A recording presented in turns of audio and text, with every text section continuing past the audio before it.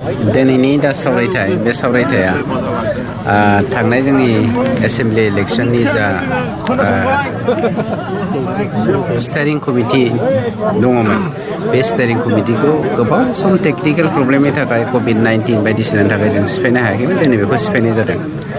दा बेखौ लानानैनो जोंनि जत्त पार्टी दङ UPPL दिनैनि दैदेनगिरिफोर मावथिफोर रायजो राजाफोरखौ जों थेंक्स होनाय जों लोगोसे गुबुन गुबुन पार्टी जेरै BJP GSP AGP बिथांमोन साफ्रोमबो जयै लोगो नांनानै मोखांजों मोखां दिनैनि बे स्टेरिं कमिटिखौ डिजल्भ खालामनाय जादों।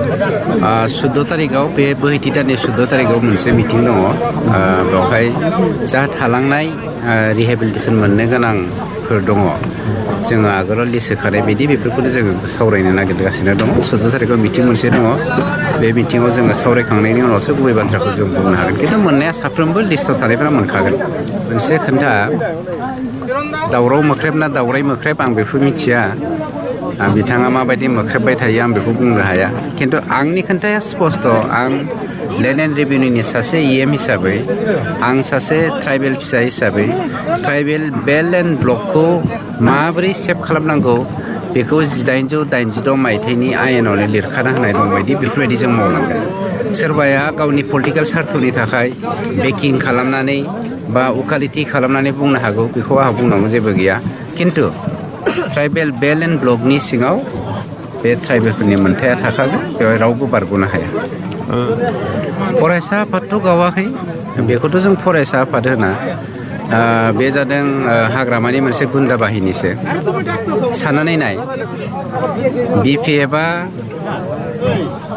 जेब्ला पलिटिकेल पार्टि दादोंमोन, आं रिपिट खालामनो गोसो गैयामोन। नोंथांमोना सोंबाय जेला रिपिट खालामनो बाध्य जाबाय। NDPखौ फोजोबस्रांनायनि थाखाय BPFनो गभर्नमेन्ट अफ इन्डिया दायित्व होदोंमोन, जायनि जाहोनाव कोटि कोटि BTCनि डेभेलपमेन्टनि मुङाव फैनाय थाखाखौ कारापसन खालामबाबो गभर्नमेन्ट अफ इन्डिया जेबो खालामा। दिनै बर' फरायसा मुं मानिबा मोनसे मा फरायसा होनो मिथिया आङो। बेथ' मोनसे बिथांमोना दानो हायै मोन्थाय दङ।